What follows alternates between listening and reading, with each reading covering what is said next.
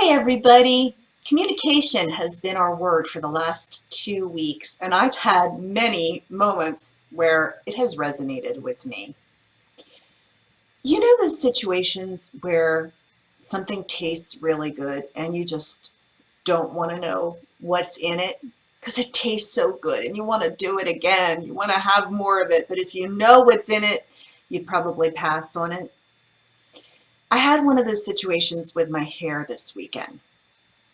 I went to a new stylist and there was a sign that said that they did this particular kind of treatment that would help you get rid of the Florida frizzies. I didn't ask what's in it. All I wanted was smooth, sleek hair. And normally I'm a good researcher and I put lots of time into making decisions, but this was a sort of fly by the seat of my pants. Yeah, let's do it. If you have time, let's do this treatment. And I did not ask for detailed communication. I just went with the marketing buzz. Well, I loved the way my hair looked when I left the salon, and then I went out and I did some yard work around the pool, and it was really hot out and it was sweating, and all of a sudden my eyes started tearing up and my eyes were watering and I started to feel nauseous, and I'm thinking, what's in this stuff? And then I ignored it and I went on with my day, so happy with my smooth locks. I woke up the next day and literally felt like I'd been hit by a ton of bricks. So I did a little Google search, what I should have done first, and turns out there's formaldehyde in this treatment. I'd been sleeping on this hair, rolling over on my pillows, my face has all gotten in it. No wonder I felt like yuck. And so communication means asking questions and not just assuming, caring enough about you to do the research. And I know better. So the thing is, you don't beat yourself up on it. You learn. When you know better, you do better. But I have never regretted having over communication or over communicating. There are these times at work where, I almost think I'm being ridiculous in how much I'm communicating to get approval before certain things happen. But it never fails when I stop doing that and when I just barrel ahead because I think it's the right thing to do, I end up regretting it. Over communicating. Just like they say, too much money, you can never have too much money, you can never be too rich, you can never be too thin. I don't think you can be over communicative either.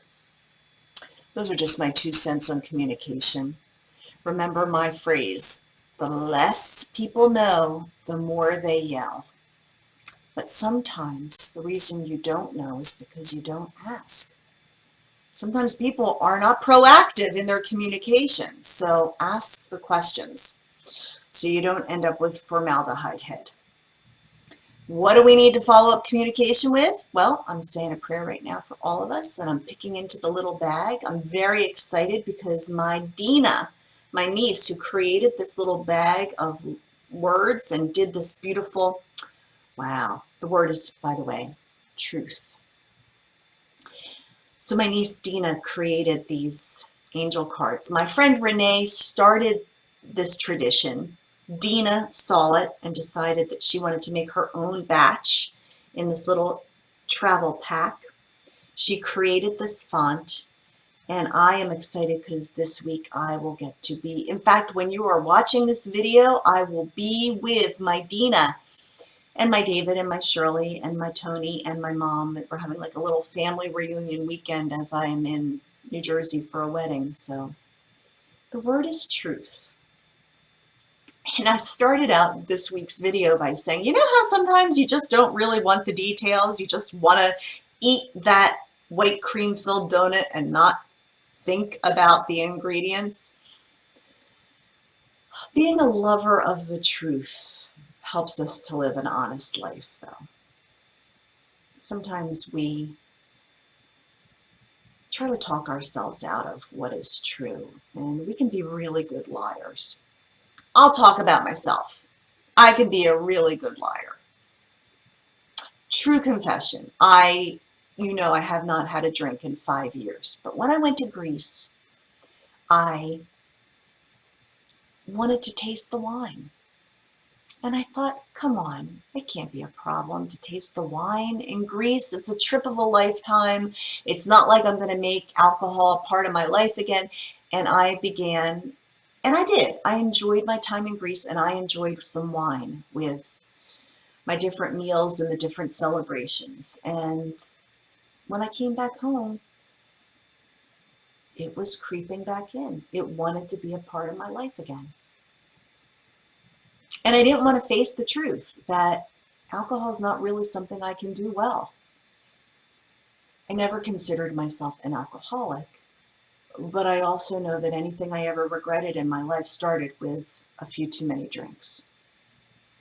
I didn't like the way I felt afterward, and I didn't like that it was causing me to hide from life back in the day. But as time marches on, you can talk yourself out of your resolve. And I'm not just talking about me today. Maybe there's something you have resolved and you keep lying to yourself about it as if it's okay. And what you end up in is this cycle, this repetitive cycle that creates a groove in your soul, and it's like a record on repeat. So it's been about a month now that I've been back from Greece, and I've had to hit the mat again and say, you know what? Alcohol and Brenda do not work, and that is the truth. Sometimes the truth hurts, but it hurts worse if you do not face it. And there's that phrase, the truth will set you free, but first it will make you mad. If there is a truth that has been knocking at your door and you find yourself being angry or defending, that's the very one that you may need to let sink in and set you free. So I say this to encourage all of us that truth ultimately is the thing that sets us free. Lies are the things that bring us into bondage. And when we lie to ourselves, that's the worst of all. So clearing up the cobwebs and being clear about your truth, that's really important. Oh, and then on the heels of communication, speaking your truth. Just saying what I said to you helps to solidify my truth and holds myself accountable to it. So thanks for listening, guys. I love you. Thanks for being here. And may the truth set all of this free this week.